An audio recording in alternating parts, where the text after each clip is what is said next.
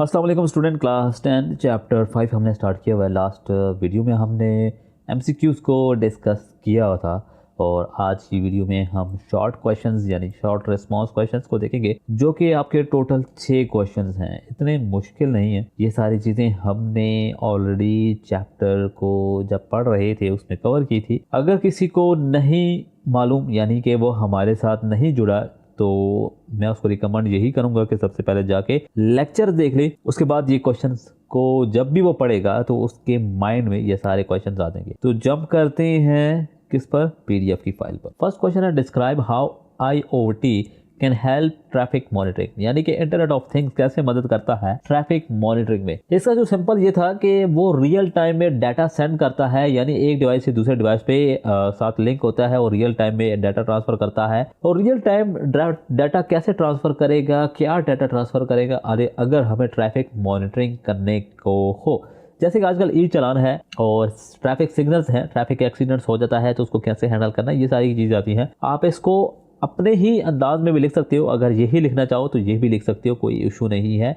और ये मैंने आपको बताया था, इसलिए मैं इसको ज़्यादा डिटेल में नहीं समझा रहा। दोबारा सिंपल पूछा हुआ है क्वेश्चन नंबर 2 में, describe the advantages of using blockchain technology to maintain a digital ledgers और डेटाबेस ऑफ ट्रांजैक्शंस। कि आप फायदे बताएं, ठीक है, किसके, ब्लॉकचेन टेक्नोलॉजी के, किस में डिजिटल लेजर को कैसे उसने कन्वर्ट किया, या डिजिटल लेजर और डिजिटल ट्रांजैक्शंस है उसमें हमें क्या फ़ायदा मिलता है अगर, या क्या फ़ायदे हैं अगर हम किसको यूज़ करें, ब्लॉकचेन टेक्नोलॉजी को। अब यहाँ पे देखो, blockchain records are kept in secure and immutable, यानी कि उनको रिमूव नहीं किया जा सकता। जैसे कि होता है ना, आप म्यूट कैसे होता है ना, उससे निकला गया word manner. There is no cheating on a blockchain because every transaction is verified by numerous computer. आपको याद हो, ब्लॉकचेन में हर जो भी उस चेन के साथ कनेक्टेड होता था उस सब के पास कॉपीज़ होती थी आपकी ट्रांजैक्शंस की। तो ये वो बात कर रहा है। It can also eliminate the involvement of middle man, hence speeding up the secure transactions. बात समझ आ गई। इसी तरह क्वेश्चन नंबर 3 को देखें, differentiate between speech recognisation and voice recognisation. ये भी हमने एक अलग से टॉपिक पढ़ा था, यानी कि एक टॉपिक है आपका जिसमें स्पीच रिकॉग्नाइजेशन और वॉइस रिकॉग्नाइजेशन था। स्पीच रिकॉग्नाइजेशन क्या होता है कि बोलने वाला क्या कह रहा है, और वॉइस रिकॉग्नाइजेशन क्या होता है कि बोलने वाला कौन है। अगर ये आपको लेक्चर याद हो तो आप इसका आंसर दे सकते हो, अगर नहीं याद तो आप इस आंसर को भी देख सकते हो। इसी तरह क्वेश्चन नंबर 4 है, explain the features of Quran memorisation app that assist in memorising the Quran. कि कैसे वो जो फीचर्स हैं आजकल के कुरान मेमोराइजेशन ऐप, आपको याद होगा आजकल जो ऐप्स आ रही हैं जिनको हमने ये जो वॉइस रिकॉग्नाइजेशन और स्पीच रिकॉग्नाइजेशन वाला था ना, उसमें हमने ये कुरान मेमोराइजेशन हमने देखी थी ऐप्स को, कि जब आप कुरान को पढ़ते हैं वो आपकी गलतियों को नोट करता है और आपको बताता है, या वो प्रोनाउंस करता है यानी वो बोलता है, आपको पढ़ता है कुरान को। तो इस तरह की हमने कुछ इसको डिस्कस किया था कुरान मेमोराइजेशन ऐप, और उसके बारे में मैंने कुछ ऐप्स भी बताए थे कि आप ये डाउनलोड करके चेक कर सकते हो, जो आपकी बुक पे मेंशन भी था।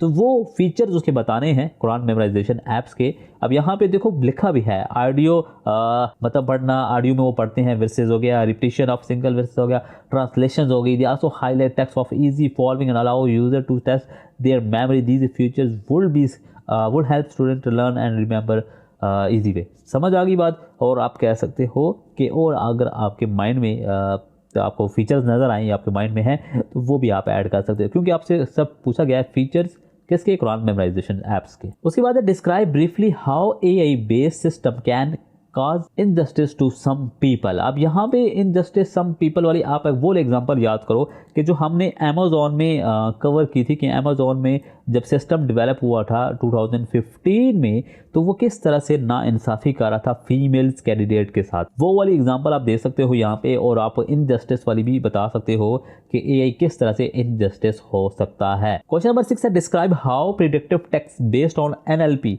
Natural language processing algorithm aids in online search. या प्रिडिक्टिव टेक्स्ट के बारे में हमने अलग से एक टॉपिक पढ़ा था, उसके बारे में आप लिख सकते हो। देखो, predictive text works by studying common search patterns that a user may want to type. While typing, it suggests items to the user, thereby saving time and effort. क्या होता फायदा होता है? Time and effort.